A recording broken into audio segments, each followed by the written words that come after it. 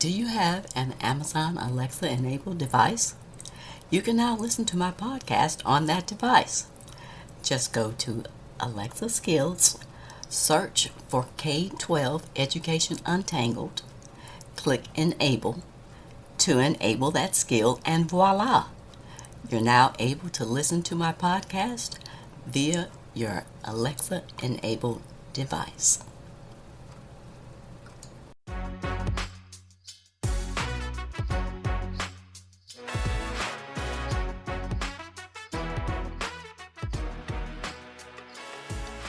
Welcome to another episode of K-12 Education Untangled. My name is Dr. Kim Fields, former corporate manager turned educational researcher and advocate, and I'm the host of this podcast. I got into this space after dealing with some frustrating interactions with school educators and administrators, as well as experiencing the micro-discriminations that I faced as an African-American mom raising my two kids who were in the public school system. I really wanted to understand how teachers were trained and what the research provided about the challenges of the public education system. Once I gained the information and the insights that I needed, I was then equipped to be able to successfully support my children in their educational progress. If you're looking to find out more about current information and issues in education that could affect you or your children, then you're in the right place. Thanks for tuning in today. I know that staying informed about K-12 education trends and topics is important to you, so keep listening. On today's episode, I'll be discussing whether your children are getting enough physical education in school. The subject of physical education, or PE, brings back certain memories for most of us. It was a required part of the curriculum when we were growing up.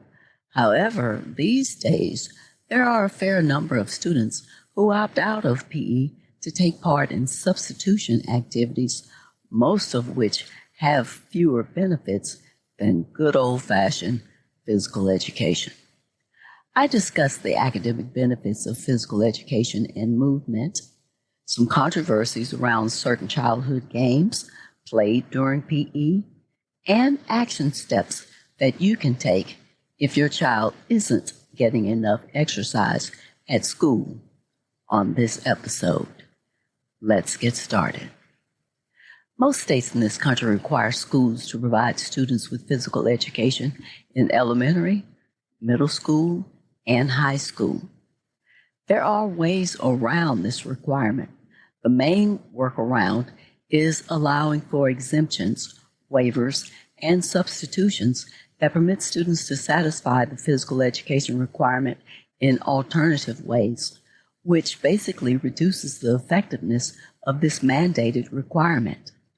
As of 2012, 33 states permit schools to allow students to substitute other activities for their required physical education.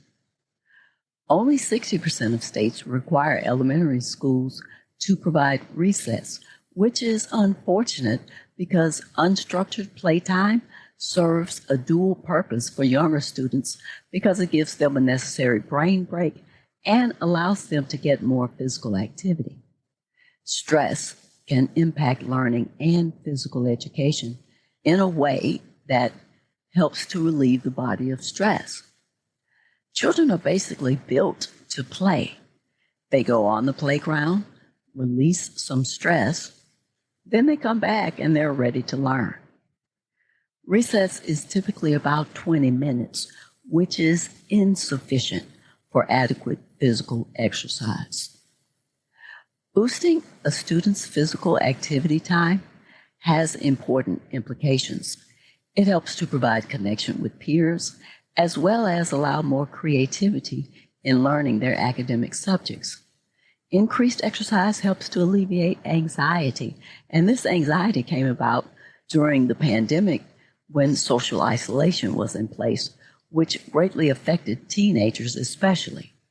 Federal guidelines recommend that adolescents get an hour a day of exercise that minimally includes moderate or high intensity aerobic activity such as running, dancing, and activities along that sort at least 3 days a week for those types of activities. The activity also includes muscle strengthening, such as using weights 3 days a week, and bone strengthening, such as resistance exercises 3 days a week. Is your child's physical education program meeting these requirements? Organized sports may be an important component in ensuring sufficient physical activity, which is an important aspect of general health and well-being, especially for 8 to 12-year-old children. Physical exercise lessons have a significant potential for development of cognitive independence, especially for high school students, because these lessons are designed to form discipline, responsibility, perseverance, purposefulness, functional capabilities of the body, movement culture, and independence in the classroom. Physical education is widely seen as an important subject for developing motor skills as well as knowledge about healthy living. The learning aims of physical education include developing a competence in training, health, sportsmanship, cooperation with other students, and applying effort to reach one's physical or sports goals. The learning activities in physical education often concentrate on learning through movement. Self-regulated students set clear and realistic goals, use strategies to adjust their learning, and reflect on the learning activity afterward. These are all part of self-regulated learning. A student's purpose of task engagement seems to influence their learning, especially if they're focusing on developing mastery of the task. These mastery goals are associated with positive outcomes, including effort, engagement, and positive feelings. Task goals, in contrast, focus on performance, and they tend to be linked to a negative set of processes and outcomes. Since much of the learning activities in physical education take place without a teacher in the immediate vicinity, being self-regulated is highly beneficial. In a PE class, there can be considerable differences between students as far as skill level is concerned. Therefore, PE teachers need to create a learning environment where everyone can set mastery goals according to their skill level so that these can be accomplished by positive consequences for their self-regulation and performance. It's not just about providing physical activity for every student, but the focus should be on encouraging behaviors that promote learning. It is important to promote a student's self-regulation skills in their learning the same way that they do practice these self-learning skills and self-regulation skills in their other school subjects. There's a debate that surfaces every now and again over whether dodgeball should be played in schools. This provocation usually comes from the media, and it provokes polarizing arguments. The future of the game that is so popular that some students play, and it has become a cultural touchstone for many Americans, is a major point of division in some parts of the K-12 community. Opponents of the game argued that throwing things at other people is not a behavior that they would encourage for children. They also contend that dodgeball can lead to bullying, injury, and in some cases, lawsuits. On the other hand, dodgeball supporters fear that banning it, as some districts have done, is a sign of excessive coddling that creates risk that young adults are ill-prepared for the demands of the real world. Physical injury can occur if the student is not adept physically to handle the movement required in the game. Bullying is generally only an issue if the game is not properly supervised. Among the games students can play during physical education, dodgeball isn't the most rigorous activity. These days, the ball used in dodgeball in most schools is a foam ball instead of the red rubber ball that was used when my kids were growing up. Dodgeball isn't the only classic schoolyard game to come under scrutiny, however. In 2018, a document was accidentally circulated by the Alabama Education Department that proposed doing away with several elimination-style games, according to local media. Dodgeball was one of those games, and so was musical chairs and Duck, Duck, Goose. A school in Washington state even tried banning tag at recess in 2015. There was pushback on both of these incidences, and the school and the state departments ended up backing off of their prohibitions. Some K-12 classrooms across the country have exercise balls instead of chairs, standing desks instead of sitting desks, and movement is welcome, even in math class. This classroom exercise equipment may also include bouncy bands, which are straps connected to desks so that students can stretch their feet back and forth while sitting, as well as exercise bikes. These types of classroom exercise equipment have been shown to be beneficial for students. The increasing trend to add kinesthetic or movement-based equipment to schools is part of the push to keep students active while learning. For example, a study by a researcher at Texas A&M University in 2016 showed that standing desks can improve an elementary student's body mass index.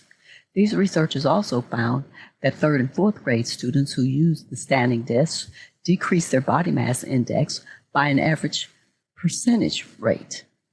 Even students who spent 1 year without traditional desks had lower BMIs than those who sat. Exercise has been linked with improved learning, with a direct correlation to reading fluency and memory. It also helps with improvements in student concentration and cooperation. In 2016, the Shape of the Nation report found that only 2 areas nationwide, the state of Oregon and the District of Columbia, mandated the nationally recommended levels of physical education in schools, which is 150 minutes per week for elementary school students and 225 minutes per week for high school students. At that time, only 37% of states demanded a set amount of time for physical education in elementary school. That percentage drops to 29% in middle and high schools. 62% of states permit schools to allow students to substitute other activities for physical education. There are people who think that marching band and ROTC are substitutes for physical education, but this is not necessarily the case because just being active is not sufficient. There needs to be a strong educative component that includes teaching kids new things.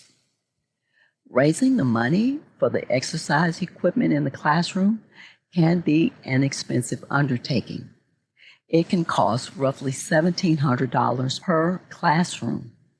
A nonprofit organization called Stand Up Kids, founded by Juliet Starrett, a parent in California, is working to get every public school student nationwide a standing desk within 10 years.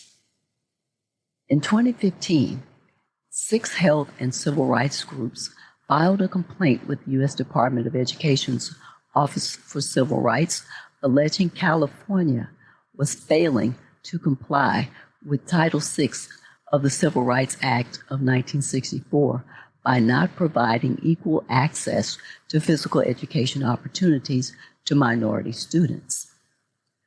There's always a watch group that looks at discrepancies and discrimination, even in the area of physical education in public schools. The complaint alleges that the state's education code, which requires elementary schools to provide students with at least 200 minutes of physical education every 10 days, while middle and high schools must provide 400 minutes over that same time span does not apply to Black and minority students who were systematically denied quality physical education and were less physically fit than other students in the California public schools. The filing states that the evidence points to both unjustified discriminatory impacts and intentional discrimination in access to resources for education and fitness. California's Education Code requires the state superintendent to audit at least 10% of the districts each year to ensure that they're compliant with the PE requirements. The State Department of Education is also supposed to collect data on minutes of PE instruction from grades 1 through 12 and to post the summary online. The state was not compliant with either of those requirements per the 2015 filing, and the complainants were looking to the U.S. Department of Justice to either terminate or suspend federal funding and financial aid to the state if these requirements were not met. Disparities in access to physical education and fitness were an unfortunate symptom of the state's failure to follow physical education and civil rights standards. Physical education is key to a student's academic success and health. Hopefully, California has made important strides to ensure that they're compliant with all PE requirements, especially those pertaining to unjustified discriminatory impacts. Here are some action steps that you can take regarding this topic. If there is insufficient allotted time for physical education in your child's school, you can enroll your child in programs offered through your city's Parks and Recreation Department or through organizations such as the YMCA. The costs are generally reasonable, and most programs have a sliding scale based on your family's income and the number of children who will be enrolled in the program. This is a great way to supplement your child getting sufficient physical exercise as well as building their social emotional skills through cooperation, self-management, and discipline, as well as teamwork.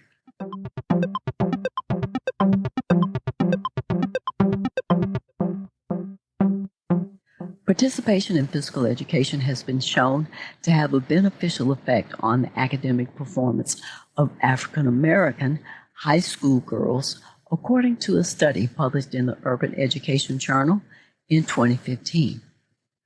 Some legislators consider physical education as a core academic subject, putting it in the same category as English, science, math, and history.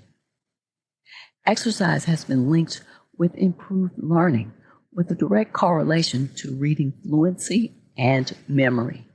It also helps with improvements in student concentration and cooperation.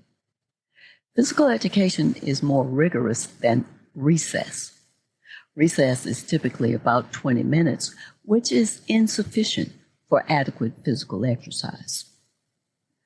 Physical education is widely seen as an important subject for developing motor skills as well as knowledge about healthy living. The learning aims of physical education include developing a competence in training, health, sportsmanship, cooperation with other students, and applying effort to reach one's physical or sports goals. Organized sports may be an important component in ensuring sufficient physical activity, which is an important aspect of general health and well-being, especially for 8 to 12-year-old children.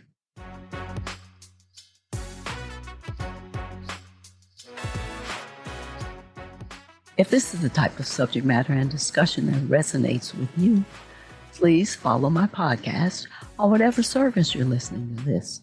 Also, I'd love to hear from you, so please leave me a rating, a review, or a comment on Apple or Podchaser. If you like this podcast, the best way to support me and to help me grow it is by leaving a review. This helps my rankings and entices other people to listen to the show. And share this episode with anyone that you think would find it valuable. Be sure to tell your friends, family, and community about my podcast. You can always connect with me on Instagram and Facebook with the handle Kim J. Fields, or reach out to me with a specific question by sending me an email to kim@liberationthrougheducation.com. Thanks for listening today. I hope you'll come back for more K-12 educational discussions with even more exciting topics to untangle. And be sure to stay tuned. On the next episode, I'll be discussing the gender gap, why boys can't keep up. Until next time, aim to learn something new every day.